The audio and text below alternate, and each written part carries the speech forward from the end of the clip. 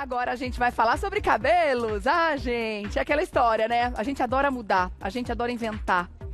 E muitas vezes eles acabam sofrendo por causa das modas que a gente inventa. Então é legal inventar moda, é legal mudar, só que com consciência e protegendo os nossos fios para que a gente não tenha consequências desagradáveis no futuro. Para isso, essa lindeza que tá grávida de Gêmeos. Tudo bem, doutora? Tudo bem. Coisa boa de receber, obrigada. gente. Ai, coisa linda. Tem duas fofuras aqui dentro. Da última vez que você veio, você já estava grávida, né? Mas eu não contei. E a gente não sabia. Sou maravilhosa. E tem um de cada aí dentro, então. Um Menino e uma casalzinho, menina. já? Que delícia. Parabéns, viu? Obrigada. Doutora Leila Bloch está com a feliz. gente hoje. Ai, imagina, é um momento maravilhoso e felicíssimo, né? E é um momento que a gente não pode, né? Fazer químicas no cabelo. Não dá pra fazer Que nada, que mas você- o cabelo fica muito volumoso. Eu nunca tive tanto cabelo. Mas aproveitando o gancho, falando em Sim. química, já que a gente vai falar sobre o cabelo fica Sim. incrível na gestação. A gente queria que ele fosse assim para sempre. Mas as químicas são contraindicadas durante a gestação? São contraindicadas. Os alisamentos, eles têm riscos, né, de teratogenicidade, ou seja, o bebê pode ter alguma malformação Por causa decorrente dessas disso. químicas. É muito a gente sério não isso. sabe direito o que pode acontecer, porque veja só, Ninguém vai estudar um negócio desse, isso fazer na teste nas gestante. gestantes, lógico. Alguns tonalizantes são indicados a partir do terceiro trimestre da gestação. Então, sempre conversar com o dermatologista e com o obstetra, porque alguns tendem a liberar a partir do final da gestação o uso de tonalizantes, mas Tá. não tinturas, descolorantes amônia, e formol, nem alisamentos, nada tudo isso disso. é proibidíssimo, Nada né? disso. Geralmente, Tá. assim, o que eles têm liberado é no fim, né? Depois das 30 semanas, um pouquinho de rena, Mais longe um mas pouquinho nada da- além disso, do couro com uma também. distância do couro cabeludo. Tá bom. Mas Na isso amamentação não é um igual, consenso. né? Na amamentação Mesma coisa igual. na amamentação. Tá bom. Bom, vamos lá falar então das químicas, do que a gente... Obrigada, Matheus, aqui, para você interagir com a gente também, qualquer dúvida que você tiver, tá? Porque, assim, todo mundo tem várias histórias, e eu tenho um monte, das burradas que a gente já fez no cabelo, né? Às vezes a gente quer clarear um médio consequências, faz uma coisa caseira e acaba se dando mal e o cabelo quebra inteiro. Só que muitas vezes a gente pode ter situações até irreversíveis. Então é um assunto para ser levado a sério, Pois né? é, o ideal seria não fazer nada. É. Mas a gente nunca está satisfeito com o cabelo que tem. É, a gente Quem sempre tem quer o fazer cabelo alguma liso, coisa. quer o cabelo mais encaracolado, quem tem o cabelo escuro, quer o cabelo loiro, que geralmente é isso, né? E o cabelo crespo, o cabelo cacheado, quer ficar com o cabelo lisinho. E assim, a gente tem dados que no Brasil, desde o começo dessa história de escova progressiva, que está com quase 20 anos. É verdade. Desde os anos 2000, quase 20 anos, e hoje 68% das mulheres do Brasil faz algum tipo de alisamento, relaxamento, pelo menos uma, 2 vezes no ano. 2 vezes no ano, 68% é Muita muita gente. coisa. E Agora, uma coisa que me preocupa... Ah, Tintura, 86% das mulheres faz uso de algum tonalizante 1, 2 vezes por mês. É. Ou seja, é a É maioria. muito, é bastante. Quase ninguém tem o cabelo virgem. E a Aqui gente a tem- gente tem uma raridade, que é um cabelo virgem. mechinha virgem. Uma mecha virgem de um cabelo castanho liso que foi hidratado. Ah. E olha só como é gostoso um cabelo Ah, é. virgem. Um cabelo que Nem é sempre é a cor sedoso, que a gente gostaria de pedir pra macio, Deus, mas é um cabelo que tem bom. brilho, é um cabelo bom, muito diferente, por exemplo, de outros cabelos aqui que eu trouxe, que fizeram parte de um estudo que a gente fez, que foi meu doutorado, Ah. que a gente analisou os diversos tipos de cabelo, né? O Brasil é considerado um laboratório para estudo de cabelo, porque tem todos os 8 tipos de cabelo, desde o liso até o cabelo bem crespo. Tem até uma ilustração que mostra isso, os 8 tipos de cabelo. E no Brasil a gente encontra Olha que todos esses interessante. tipos. Então, muitos estudos de cabelo são feitos aqui no Brasil. Olha Tanto só. porque é um país que usa muito cosmético de cabelo, né? É o terceiro maior consumidor de produtos para cabelo no mundo. A gente dá um Aqui valor não pro tem cabelo, crise né? pro cabelo. É. Muito valor para beleza, Pra beleza, pra estética de uma forma Mas geral, cabelo né? também é qualidade de vida, né? E é Sim. saúde, É não a é moldura só do beleza. rosto, a gente quer que ele fique sempre bonito, claro. Agora, eu fico muito preocupada com, eu não sei se tem estudo em cima disso, porque existem substâncias que são proibidas de fato de estarem presentes nos produtos, O mas formol, por exemplo, é proibido. isso não significa que algumas pessoas não façam uso. Infelizmente, a gente sabe que metade dos alisamentos feitos no Brasil ainda utiliza o formol. Que E loucura. a gente encontrou formol em concentrações de 3 até 10%, sendo que o muito, né? permitido, muito. O permitido é até 0,2% para uso como conservante e não como alisante. Porque ele perigo tem um isso. risco de causar câncer, principalmente para o cabeleireiro estar ali exposto sempre. Claro, mas também pro a pessoa faz consumidor. 1 ou 2 vezes por ano, mas o cabeleireiro tá ali direto, então Sim. ele também tá correndo risco com relação Então, o a que isso. acontece é que muitas vezes ele adiciona o formol depois naquele potinho que vem para fazer o alisamento. Tá, e Isso aí... está proibido. Quais são? Proibido, né? Uhum. E você também cobre do seu cabeleireiro, tá? Se de repente você tá com dúvida se ele tá usando ou não, você tem todo o direito de saber o que está sendo colocado em você. Sim. E eu fico muito na dúvida se existem estudos que comprovem o efeito dessas substâncias a longo prazo no nosso organismo. Eles são acumulativos? Como é que funciona o efeito nocivo dessas substâncias no corpo? Pois é, tem poucos estudos, mas com formol, por exemplo, tem um estudo que mostrou que depois de 100 dias de ter feito o alisamento com o formol, ele ainda, quando você toma banho, ele ainda é liberado no couro cabeludo com aquele vaporzinho, ou seja, você ainda inala o formol mesmo depois de mais de 3 meses de ter feito o alisamento. Deus que me livre, gente. Agora eles mudam o nome muitas vezes, a gente tem que tomar cuidado com isso, né? Ah, é, porque a tem escova chocolate, é inteligente, é progressiva, tem um monte de nome. Chocolates, botox capilar. Botox, a maior parte leva formol, mas eles mudam o nome para ficar algo mais comercialmente falando, mais atraente, mais inofensivo, mas a gente tem que abrir o olho para todos eles, né? Sim. Agora falando das tonalizações, quais são as substâncias que são mais perigosas? Quais que a gente tem que tomar cuidado? Então, as que tem muita amônia e água oxigenada. Tá. Porque, na verdade, para poder pegar o tom, né? Geralmente as brasileiras querem ficar mais loiras. Então você tem que abrir a cutícula para poder tirar a cor original, porque a cor não fica nas cutículas, a cor do cabelo fica no córtex, que é a parte que está logo abaixo das cutículas. Tá. Então, para pegar a cor, tem que abrir essas cutículas e depois você tem que fechar com a nova cor. Tá. E isso faz com que tenha perda de córtex, perda de camada de cutícula, com água oxigenada, com amônia. Tudo isso faz o cabelo perder proteína, porque o cabelo é basicamente formado por queratina, que é uma proteína. Então, a gente estudou o quanto cada tipo de cabelo perde de proteína com cada um dos procedimentos, desde exposição ao sol, chapinha, alisamento e descoloração e tintura. E descoloração é o que mais faz perder proteína, é o que mais danifica. Ou seja, e não tem como descolorir sem água oxigenada, né?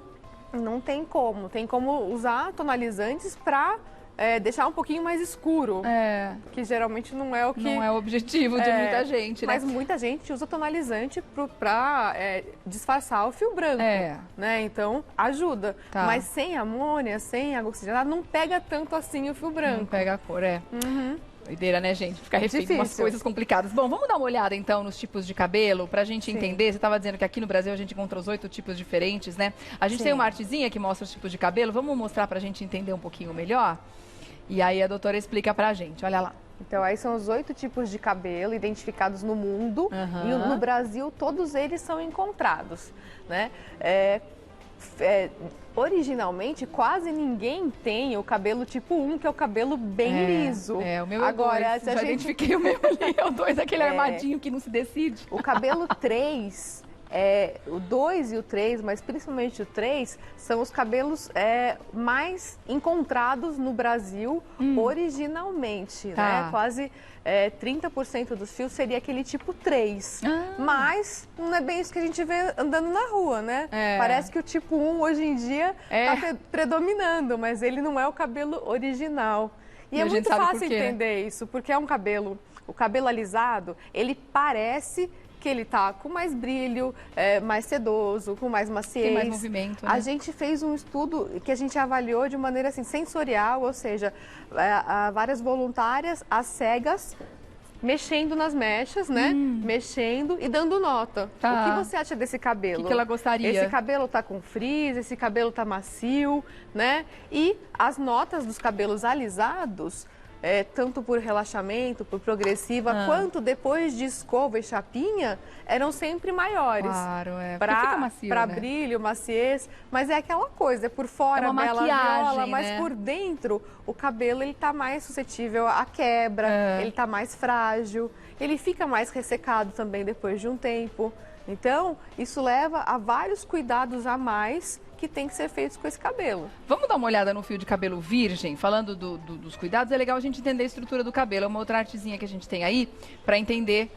Você falou que ele é todo formato de proteína, de queratina, e essa é a estrutura do fio, né? Isso é com microscopia, em grande aumento, você consegue ver todas as camadas, né, das cutículas que recobrem o fio, são como telhas em um telhado, todas alinhadas. Então, esse é o aspecto de um fio que está íntegro, está virgem, é muito bonito. Aí seria o considerado normal. E aí a gente tem um já com química, para a gente ter uma ideia da diferença que dá de um cabelo descolorido, um cabelo tratado com química, né? Isso. Esse, por exemplo, é um cabelo que foi descolorido e tingido. E aí você faz a foto com aumento e vê as cutículas estão bem fragmentadas, soltas. Então é um cabelo danificado, porque se você perde essa proteção, é como uma casa sem o telhado. O córtex, ele fica exposto e aí o cabelo também pode perder cor, ele fica mais frágil, ele quebra bem mais. E isso se recupera? Porque assim, a gente vai lá, abre a cutícula, muda o pigmento, depois a gente queria que fechasse para ele ficar bacana de novo. Existe isso? Tem como fazer isso? As hidratações ajudam? Aquele o cuidado pós-química, tem como recuperar pelo menos parte da saúde? Você nunca volta ao cabelo virgem, volta como era antes. Só do papel amassado, mas já é. Mas tem como ajudar a manter e recuperar, mas não integralmente. Então, fazer hidratações, fazer queratinização, dá para fazer hidratação mesmo com essas máscaras, não precisa ser exatamente no salão. Dá pra gente manter em casa. Dá para fazer, por exemplo, uma vez por semana ou a cada 15 dias. Para tentar correr atrás do prejuízo. E o antes? Tem alguma coisa que a gente pode fazer antes para proteger esse fio da química que ele vai receber? Antes da tintura, antes da tintura ou antes do alisamento? Porque, assim, tintura, você vai usar amônia oxigenada, pode sensibilizar o couro cabeludo. Então ele pode ficar com alergia, com descamação. E é muito comum isso no consultório. Os pacientes vêm com alergia e descamação. Então tem alguns produtos que dá para usar antes para preparar esse couro cabeludo para ter menos sensibilização. Mas o ideal é dar uma distância do couro cabeludo, de um dedo, né, 1,5 centímetros da aplicação do produto, que é exatamente o que a gente não quer, porque quem está com cabelo branco, por exemplo, quer disfarçar o branco justamente acabar com aquela raiz, né? Mas tem alguns produtos, por exemplo, cremes com ação anti-inflamatória que dá para usar para diminuir essa sensibilização em quem já tem, não de rotina. Porque é muito comum, depois de uma abertura de cutícula que a gente tem que fazer para receber uma tintura dessa água oxigenada, entra em contato com o couro cabeludo, a gente fica sentindo por dias depois algumas feridinhas muitas vezes. Quer dizer que o couro cabeludo foi de fato agredido, né, doutora? E tem também muita gente que faz alisamento ou mesmo a chapinha, que o couro cabeludo fica meio queimado. Ele fica vermelho, descamando, fica parecendo que tomou aquele sol direto, né? E tem que dar essa distância do couro cabeludo, senão vai sensibilizar mesmo e da próxima vez vai ser sempre pior essa agressão. Gente, é muito delicado, né? A gente parar para pensar o quanto isso está a longo prazo e o nível de agressão. A gente precisa dar um espaço de tempo para o cabelo se recuperar entre uma química e outra. E eu vou emendar com outra pergunta. O acúmulo de situações, porque, por exemplo, às vezes a pessoa tem um cabelo muito crespo, ela quer que seja liso. E ela também quer mudar a cor do cabelo. Então, são duas situações na mesma cabeça, que é a química do alisamento e da tintura. Elas são compatíveis? Como é que funciona Muitas isso? vezes são incompatíveis, Olha né? aí, Exatamente o que eu ia falar. O problema é o dano cumulativo. A gente tem o dano do alisamento, tem o dano da tintura. Agora, a maior parte acaba fazendo os dois, né? Então, o problema é o dano cumulativo. O ideal seria não fazer nada, mas assim, o que seria menos pior? Menos pior, então, fazer primeiro o alisamento e depois, de no mínimo 2 semanas, a tintura. Porque se você faz a tintura e depois o alisamento, tem chance de perder cor. Às vezes o cabelo perde até 2 tons de cor ou fica mais alaranjado para quando você faz o alisamento. Então, essa seria a ordem. Mas 2 semanas é um tempo bom? 2 semanas seria o mínimo. Mínimo, né? O mínimo. Porque o ideal seria evitar esses procedimentos. Tá certo. E outra coisa é chapinha. O pessoal usa chapinha com uma temperatura muito alta. Tem gente que usa chapinha com temperatura de 230 graus. Isso frita o cabelo. O cabelo fica com bolhas Ainda e se quebra. Ainda passa um óleo antes. O cabelo fica com bolhas e se quebra. É um problema. E aí aquele cabelo quebradiço, então, é por causa da alta temperatura, muitas vezes. Alta temperatura e também pela tração. Puxa muito e aí o cabelo acaba rompendo. E é por isso que tem mais mulheres hoje no consultório que vêm com um problema de queda de cabelo e muitas vezes é quebra, ou muitas vezes elas tinham aquela reserva a mais de cabelo, fazem o alisamento e o cabelo vai perdendo volume e elas começam a ver mais cedo que tem um problema de calvície feminina. Tá bom. Eu vou dar um recadinho e já volto, porque tem bastante pergunta chegando para você aqui, tá bom? Obrigada. Para os três, né, que estão aqui. Nós três. Agora, se você quer mandar pergunta, tá com alguma dúvida sobre esse assunto, aproveita, @a Revista da Cidade, manda pergunta pra gente através do Instagram, tá bom? Agora vamos falar de saúde também, né? Só que agora a saúde dos pés, na verdade, saúde da sua vida. Porque eu sei que tem muita gente assistindo o programa neste momento que tem limitações com relação ao caminhar, exercício físico, então nem pensar porque morre de dor no pé. Fica limitado também com relação aos tipos de sapato que pode usar, muitas vezes o pé aceita um tipo de sapato só e você quer, enfim, variar, é claro, quer colocar um tênis para fazer uma caminhada, quer pôr um sapato social, quer pôr um salto muitas vezes. Vamos ter liberdade? Vamos resolver tudo isso? Na Pé Sem Dor você consegue, sem dúvida nenhuma. Dá uma olhada à tecnologia que te espera. 1 hora de avaliação com os especialistas para descobrir exatamente o que acontece com o seu pé através não só dos profissionais, mas também da grande tecnologia que está à sua disposição. Aí os dados são passados para as impressoras 3D que vão confeccionar a palmilha perfeita para você adaptar em qualquer tipo de calçado.